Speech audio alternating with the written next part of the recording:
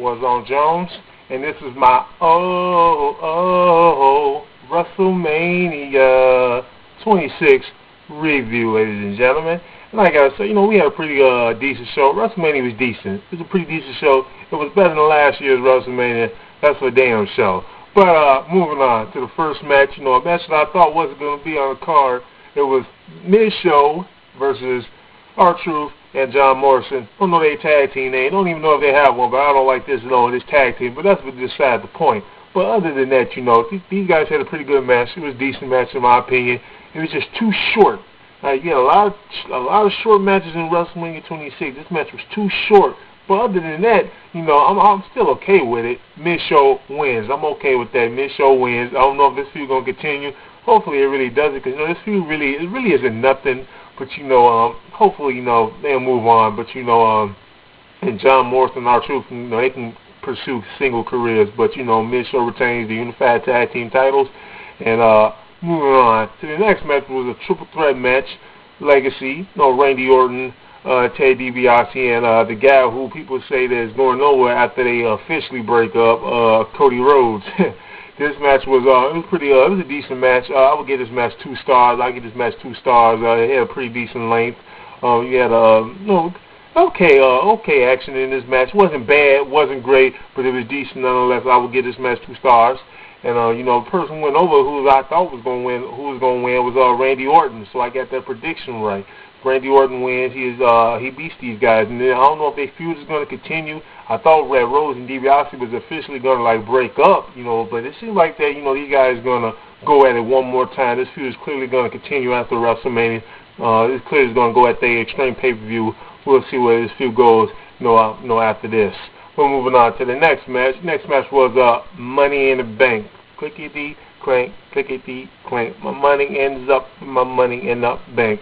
I got that from 50 Cent stuff. He said piggy bank. But this was okay. Money in the Bank wasn't great, wasn't bad. It was okay. Now the only reason I say this was okay because a certain guy didn't do nothing in this Money in the Bank. One of the reasons why this Money in the Bank couldn't have been as good as it could have been, one of the reasons why this wasn't as good as it could have been, to me, is because Shelton Benjamin didn't do a damn thing. He did nothing. Shelton Benjamin did nothing in this match. He literally didn't do nothing. Why was he there? He didn't do nothing. He really didn't do nothing at all. But other than that, the match was it was okay. Not the worst. Then again, maybe it was the worst, but it was still pretty good nonetheless. I saw some things from Kofi Kingston that, things I've never seen before. Now, not just from him, but, he grabbed a ladder and he used it as stilts. He grabbed a broken ladder, a ladder that was broken in half, and literally used it as stilts and walked around in the ring. Not necessarily around, but walked to the middle of the ring so he can climb up the ladder, the broken ladder, and grab the briefcase. But none other than Drew McIntyre. He comes in and he stops him. I thought Drew McIntyre was going to grab this briefcase, and I'm so glad that Matt Hardy came in, because I'm not trying to see Drew McIntyre as champion. But a guy who was champion was a guy who I didn't predict at all to go to grab the briefcase. Not champion, but the guy who grabbed the briefcase was none other than Jack Swagger. Jack Swagger is your new Money in the Bank winner, and I'm surprised that he won. I literally thought that Christian was going to be the guy who grabbed the briefcase. Maybe, I don't know, maybe Vince apparently is still mad at him. But nonetheless, maybe they just giving Jack Swagger another chance, because from what I hear, a couple of months ago, I heard that they gave up on Jack Swagger for some strange reason. I don't know. But apparently, they giving him another chance. I just want to see them give him the same chance like they gave Sheamus, a guy who, in my opinion, is not even as good as Jack Swagger. So hopefully they give him the same chance. But then again, from what I hear, he might, cash in the briefcase, and he might not even get the win.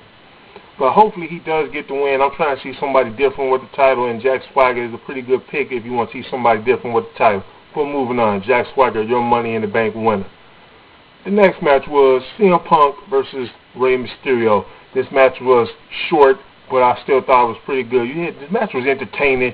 Rey Mysterio came out with this weird mask. I'm not feeling this mask at all, Rey. He wearing this mask with a tail on the end of it. He got this little mask with a tail on the end of it. I'm not feeling that mask, but maybe the kids are and they're bad.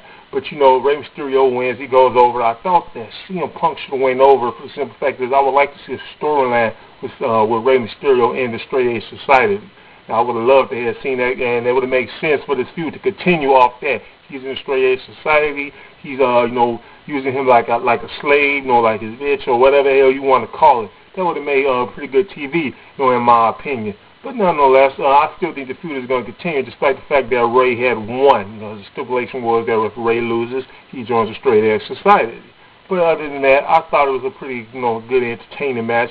2 stars. It was short, but no, I'm okay. I guess I'm okay with that. I just, no, you had a lot of short matches on WrestleMania, and that was just too many. I don't think this should have been one of them. This is one you probably should let go for at least 10 minutes. But Rey Mysterio is your winner nonetheless. The next match was, I believe it was Triple H versus Sheamus. Triple H versus Sheamus. This match was okay. I thought this Triple H match was better than the one he had with Randy Orton. But, they had a pretty good match. Triple H went over, as a lot of people expected. I thought he was going to let Sheamus win. Just give him a chance. Help get him over because, apparently Sheamus is Triple H's buddy. These guys lifting weights, driving down the road together, whatever, doing all that stuff, being buddy-buddy. I thought he was going to give him a helping hand, but this feud is clearly going to continue to the next pay-per-view. Maybe that's when he's going to job to Sheamus. But they had a pretty decent match nonetheless. It was decent. 2 stars. From this match, and we'll see where these guys are going to go from here. The next match was, I believe it was Triple H versus, Bret Hart versus Vince McMahon. A match that, they had okay build-up. I sort of think they dropped the ball a little bit with this build-up, but then, the match actually happened, and, to me, all this match really did was show how much Bret got left, and which is not really much. Now, for a lot of people, apparently are not really rating this match, but I'm going to rate the match. I'm going to give the match 2 stars. But, this match, it was a little weird. Bret and Vince, he got the Hart family as lumberjacks to basically help him beat Bret, help screw Bret again at WrestleMania. He wants to screw Bret at WrestleMania, so he wants to screw him again. This time he wants to use this family. But it was a double cross. They pretended to be with Vince. They pretended and they turned on him, and pretty much all the Harts pretty much jumped on Vince, particularly the Hart dynasty, the Hart Dynasty, those guys, they pretty much jumped on her. And Natalia, she smacked them. I don't know what's gonna go on with that. If this man gonna make them pay for that or not. But we'll have to wait and see. But this match probably went on too long. It was like it went on probably just a little bit too long because nothing really didn't happen. Nothing really exciting didn't really happen. And it looked like to me that Vince can't go no more, and then Bret can't go no more either. But I don't know if it's over with Bret. I guess this is the end of his his contract. WrestleMania is over. But I'm gonna give this 2 stars. It just went just a little bit too long, nonetheless. But moving on to Chris Jericho versus Edge. Now Chris Jericho versus Edge was a pretty good match.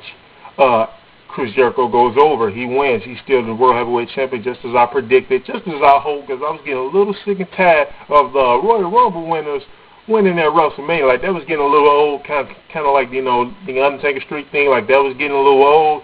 But, but Chris Jericho had wins. He wins. He retains the title. This feud is clearly going to continue. I just wish that this match went a little bit longer. I had a lot of short matches, but I just wish that this match went a little bit longer. But it was a pretty good match nonetheless. Chris Jericho, he cheated.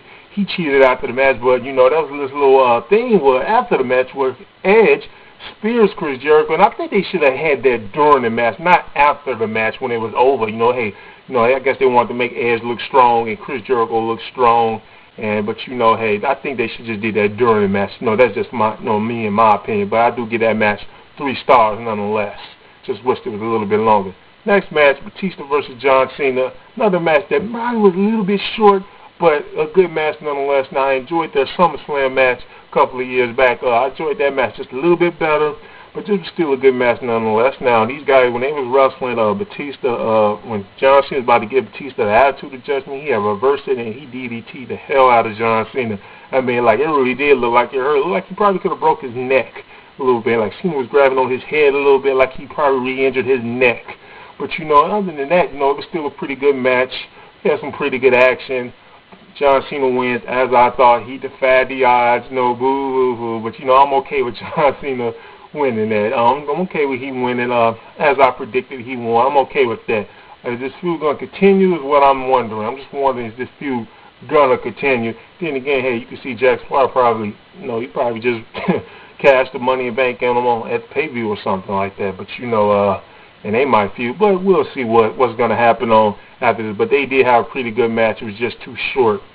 The next match, Undertaker versus Shawn Michaels. It was a pretty good match. Good match, 4 stars. I enjoyed the other match better, but this was still pretty much as good. Just obviously just a little bit lesser, but just a little bit. But I do give this match 4 stars. Shawn Michaels apparently is retired. When the Undertaker tombstone Shawn Michaels, he literally hopped, he jumped and tombstone Shawn Michaels and then gave him the pin. As a matter of fact, he even tombstoned him outside the ring. But these guys had a pretty good match, great build-up, great match. I enjoyed their match. So WrestleMania overall, I would give it a 7. I would give it at least a 7. It was better than last year's WrestleMania. I would give it a 7. So, if you haven't done so, please subscribe to my channel. This is Warzone Jones. That's my review. I'm out.